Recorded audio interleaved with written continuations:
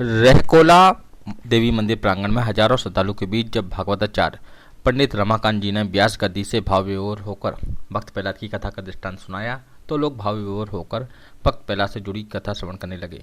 पंडित रमाकांत जी ने बताया कि हिंदू धार्मिक पौराणिक ग्रंथों में ऐसी कथाएं धर्मशास्त्र में विद्यमान हैं जो में ईश्वर भरोसा जागृत करने का अनुभव उदाहरण देती हैं। उन्होंने कहा, भक्त प्रहलाद हिरण्यकश्यप राक्षस का बेटा था। हिरण्यकश्यप ने तपस्या कर भगवान ब्रह्मा से वरदान मांगा था।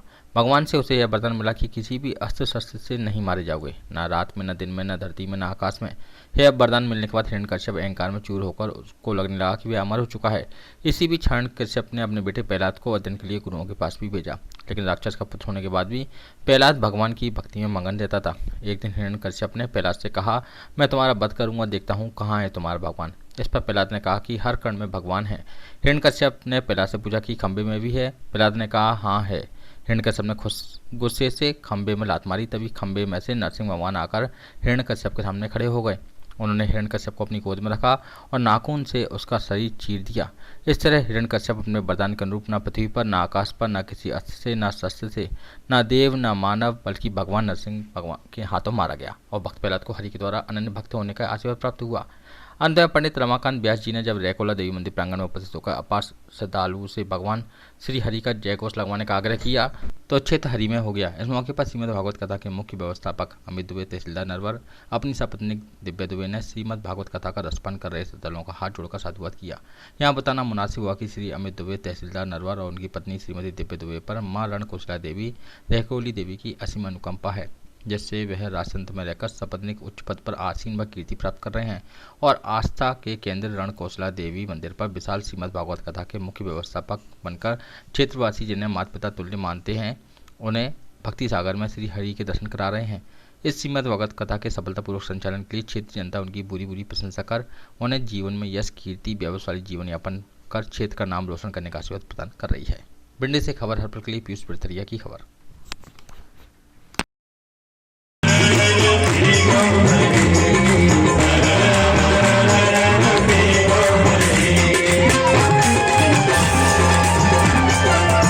यादवों की आचार्य है, इसलिए बसदेव जी की प्रेरणा से नंद बाबा के घर गए और जिनसे ही गर्गाचार्य को आते हुए उन्होंने देखा। कहने लगी, आज आप मेरे घर में पधारे, सेवक के घर में स्वामी का आना मंगलों का मूल, मंगलों का दमन करने वाला होता है। आपने मुझे पुरस्कृत कर दिया। नंद बाबा कहते, सोनी जो गुरु के जगह जुड़ाना है आने की आगाहट, तो ये गरीब खाना सजाया हमने।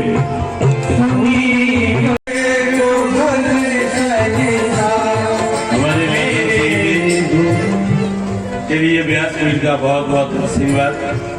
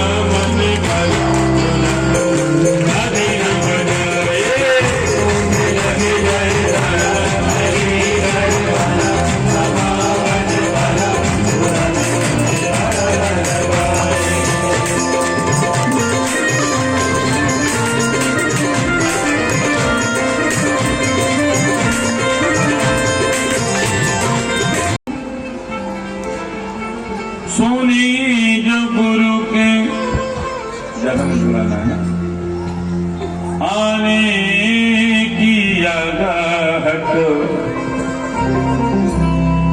तो ये गरीब खाना सजाया हमने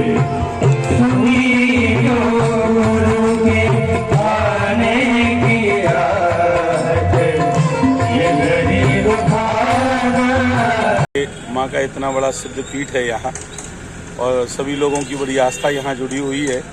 भागवत कहने में हमें बड़ी आनंद की अनुभूति हो रही है और यहाँ इतने लोग यहाँ एकत्रित हो रहे कथा सुनने के लिए। तो बस मैं यही अपील करूँगा सब लोगों से, यही कहना चाहूँगा भक्तों से कि ज़्यादा से ज़्यादा संख्या में समय से पधारें और कथा श्रवण का लाभ लें और अपने जीवन को धन्य बनाएं।